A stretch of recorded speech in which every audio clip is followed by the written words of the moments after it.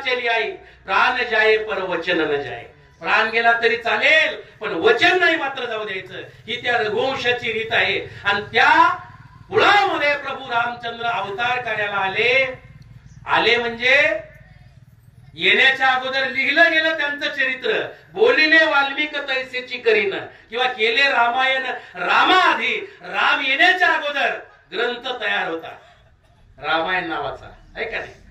जसं नाटकाची स्क्रिप्ट अगोदर तयार होते, नंतर नाटक सादरीकरण होतं, तसं रामायण हा ग्रंथ तयार आहे. आणि त्या ग्रंथ मध्ये लिहिल्याप्रमाणे प्रभू रामचंद्राला वागावं लागलं महाराज. बोलिले वाल्मिक तैसेची करीन आणि वर्तुनी दाविन नामा म्हणे. राजा दशरथाने पुत्र कामेष्टी यज्ञ केला. वशिष्ठ विश्वामित्राच्या सांगण्यावरून शृंगी ऋषीचा पुत्र विभांडक त्याला आणलं. काही माणसं स्पेशालिस्ट असतात प्रत्येक गोष्टीमध्ये, बरं का. जसं आता रस्त्याला आपण गेलं तिथं तर भेळ स्पेशालिस्ट सगळे लोक तिथं थांबतात, वडापाव स्पेशालिस्ट सगळे लोक तिथं थांबतात. तसं आपापल्या क्षेत्रामध्ये काही मंडळी स्पेशालिस्ट असतात. तसं विभांडक मुनी हे पुत्ररत्न प्रदान करा किंवा पुत्र कामेष्टी यज्ञामध्ये प्रधान होते. त्यांचा हात कोणी धरू शकत नव्हतं. त्यांच्या हस्ते राजा दशरथाने यज्ञ केला, प्रसाद मिळाला. सांगितलं राजा यज्ञ नारायण प्रसन्न झाले आणि प्रसाद दिला. सांगितलं 3 पत्न्यांना सारखा वाटून दे. तो तिघींना वाटला पण पहिला भाग कौशल्यला दिला. त्याचा राग कनिष्ठेला आला. हे मी बोलत नाही, नामदेव महाराजांचा गाथा सांगतो बर का. कनिष्ठेला राग आला म्हणजे कैकेयीला राग आला आणि ती रुसून बसली. तेवढ्यामध्ये आकाशामध्ये असणारी देवांगना तिने तिच्या हातावरचा तो प्रसाद पिंड घारीने झडपिला. तिला शाप होता, तू घार होशील म्हणून.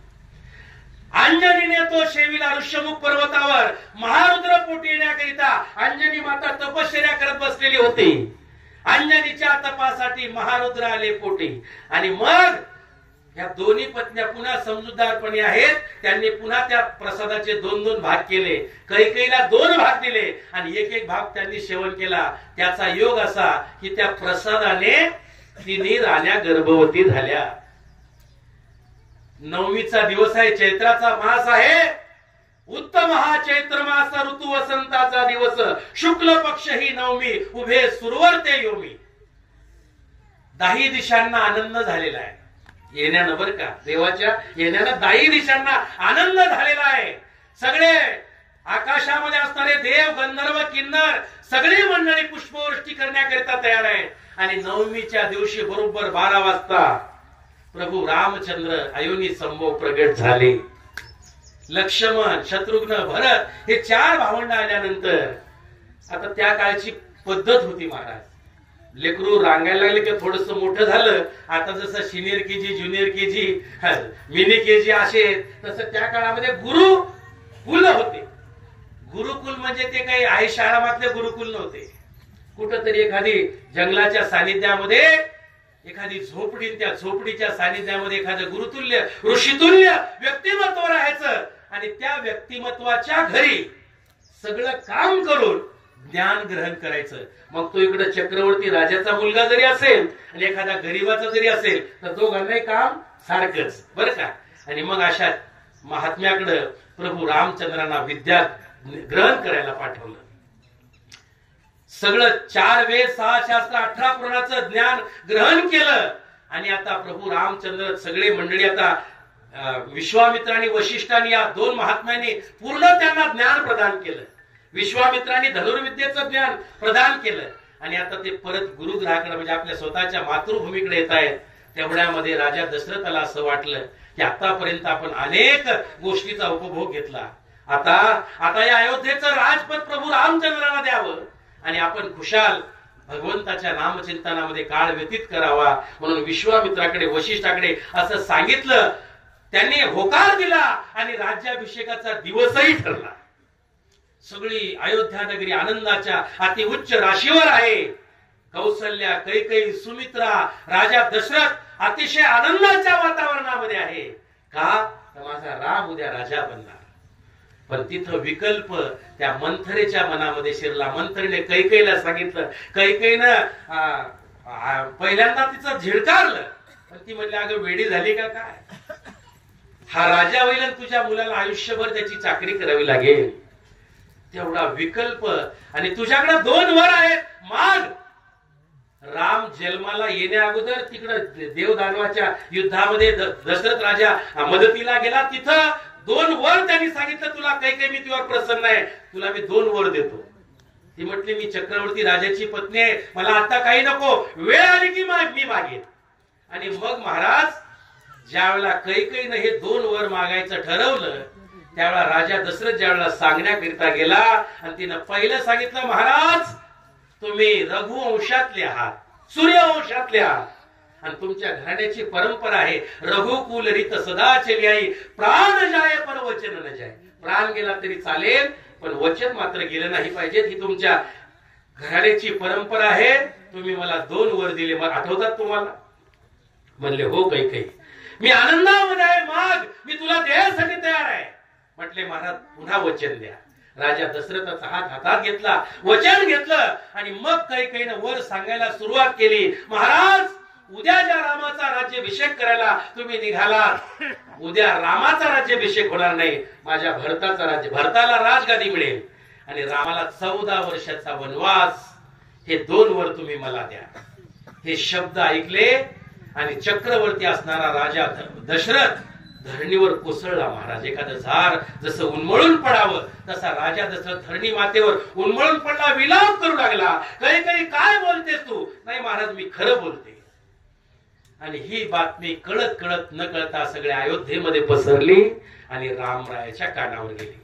रामानं आपल्या अंगावरचे भरजरी वस्त्र काढले, जे दागिने होते ते दागिने काढले, आणि प्रभू रामचंद्र पहिल्यांदा त्या कैकेयीच्या महालात गेले आणि तिला साष्टांग प्रणिपात केला. कारण आपल्या हिंदू धर्मशास्त्रामध्ये मातृदेवो भव, आई हे पहिल्या क्रमांकाचं दैवत, पितृदेवो भव, वडील हे दुसऱ्या क्रमांकाचं दैवत, आचार्य देवो भव आणि अतिथी देवो भव, ही आपली भारतीय संस्कृती आहे.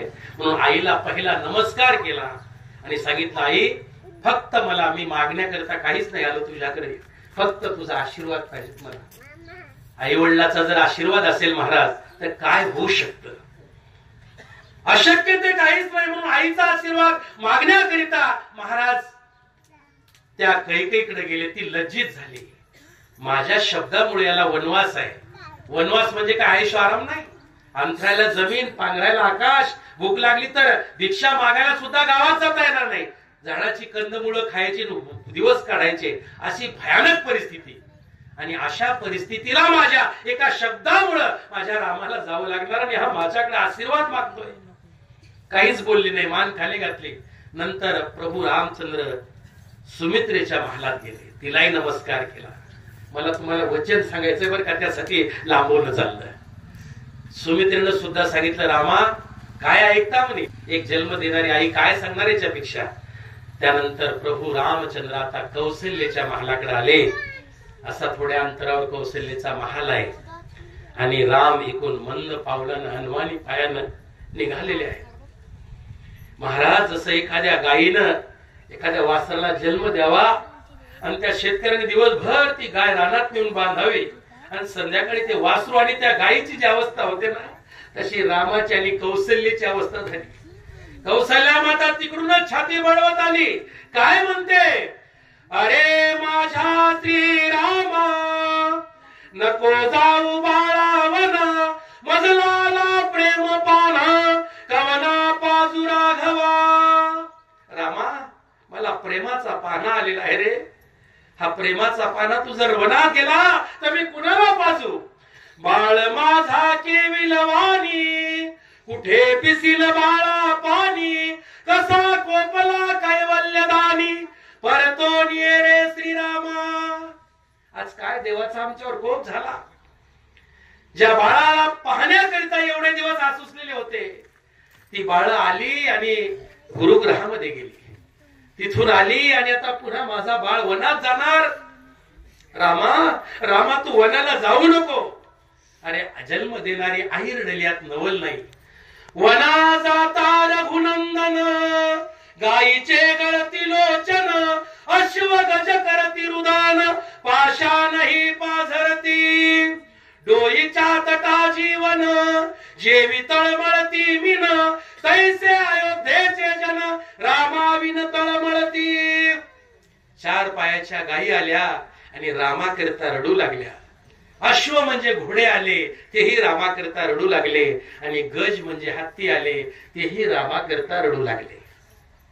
आज तोच राम 2024 मध्ये तैसा हृदयामध्ये मी रामू, असता सर्व सुखाचा आरामू, का भ्रांताशी कामू विषयावरी. पण तो राम समजावून देण्या अगोदर माऊली ज्ञानोबाराय 3 ओव्या टाकतात.